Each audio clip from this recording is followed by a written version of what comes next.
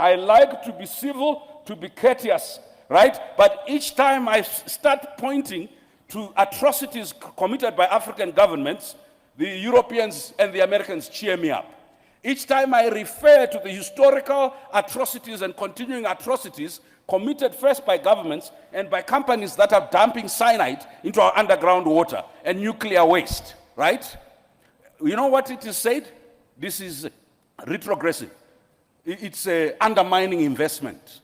It's again, listen, we cannot win the narrative battle by arguing in pockets. They are happy us talking about our localized, indigenized oppression. They are never happy us talking about the question of distribution and redistribution of the global economy, of global power. And what Nkrumah and others realized in 1963 at the founding conference, if Africa is not represented, if Africa does not own its narrative, but you can't own your narrative if your leadership is totally disconnected from its people.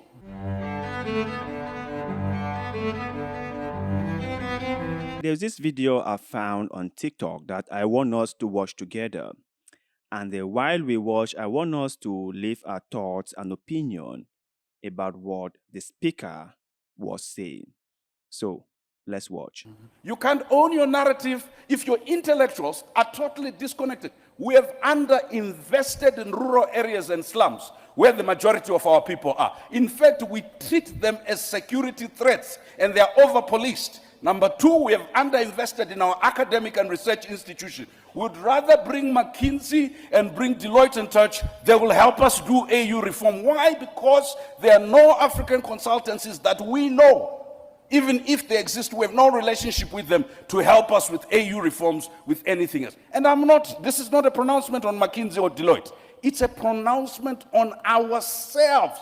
We have not, as a leadership, begun to recognize that the native is capable of knowledge. The native is capable of economy. The native is capable of invention. You can't change the narrative if the starting premise is we're trying to be like Europe and to catch up.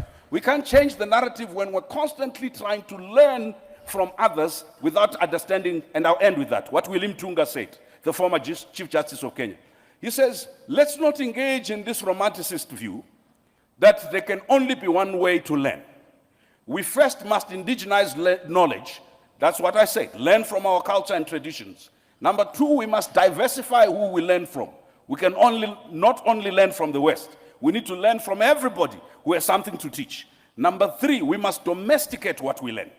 If we're going to learn anything, let's domesticate. I think the chairperson and the minister said it's consciousness.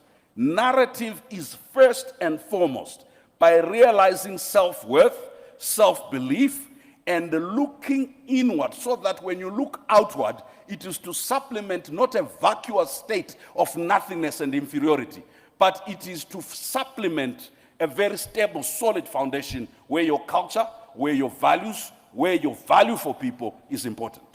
As an African, you can relate 100% to what he is saying. And it's not just a problem of South Africa alone, right? It's a problem of the whole of Africa. Our leaders haven't really taken their time to really understand who their people are. Our leaders haven't really taken their time to understand what the people need. Our leaders haven't really taken the time to really understand what their jobs are and how they can get it done. That is why you see in Africa, when you set something that the government doesn't like, it doesn't matter how truthful that thing is. It doesn't matter how important that thing is. You become an enemy of the state. When you point out just a simple fact that the people deserve better, that we, citizens of the nation, deserve better, that we elected this leader because we want him or her to treat us better, we become a threat to the leadership. And that's exactly what the speaker is saying.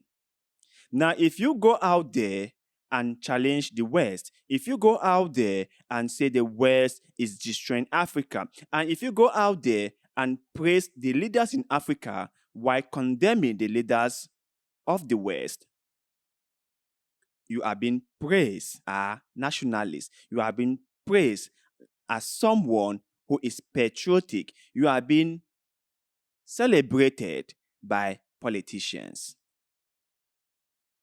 But wait until you point out their own mistakes. Wait until you tell them that, sir, the people are angry. The people deserve much more better. And then you see what will happen to you from there henceforth. That's a problem in Africa. Our leadership is a total mess. You cannot even say anything that the leader is doing that you think is not correct. You cannot voice out your opinion. Take, for example, the LGBTQ thing in Africa, Kenya, Uganda, Tanzania, Ghana, Nigeria, and so on and so forth. All those people, I mean the citizens that support the government going after the LGBTQ community, are being celebrated by the government or by their leaders as being patriotic, as being good citizens, as being protector of the nation. Let those same people protest against the government. Let those same people said something that the government did not appreciate or did not like to hear, and see what happens to them. Just wait and see what happens to them. Let them say something that the government thinks it's against their interests. We have to create a balanced space. We have to make everything balanced. If we are saying that the West is destroying Africa, we must also point out some of those Africans who are helping the West destroy Africa. If we are saying that Africa is not achieving its full potential due to the fact that the West is imposing on Africa, we must also point out some of those people in Africa who let the West come in and take whatever they want to take. This fight or this argument has to be balanced. You cannot say, we do not want Western influence in Africa, but yet you are willing to get their aid and support.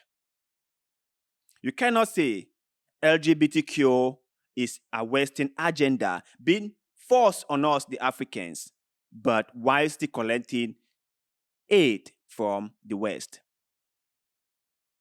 You cannot say billionaires like Bill Gates are the one pushing certain policies in Africa that do not go in line with the principles of Africa and Africans, but yes, you are willing to collect millions upon millions of aid from the Gates Foundation. You cannot do that, okay? You have to own your narrative. You have to say what you want. You have to say who you are. You have to put out your principles, and you have to uphold those principles. You cannot pick and choose. You cannot uphold certain principles when they suit you and discard certain principles when they do not suit you. The mixed signaling doesn't work. But you guys out there, what is your take on Africa's flip-flopping? Today they are for this, tomorrow they are against this. Today they are with Britain, tomorrow they are against Britain. Today they are with America, tomorrow America is enemy number one. Does this flip-flopping really help the Africans or help Africa? Do Africa need to be in this position at this time? Don't you think that it would be better if Africa stood its grounds and put forward its principles and uphold those principles? Let us know in the comment section below, because like always, we love hearing what you have to say. And also, please don't forget to like this video, share this video, follow our Facebook page, and most importantly, subscribe to this channel, because little bit of good way, like the one you're doing just now, help us a lot. I shall forever be grateful to you. So thank you very much for doing just that. And like always, see you in the next one.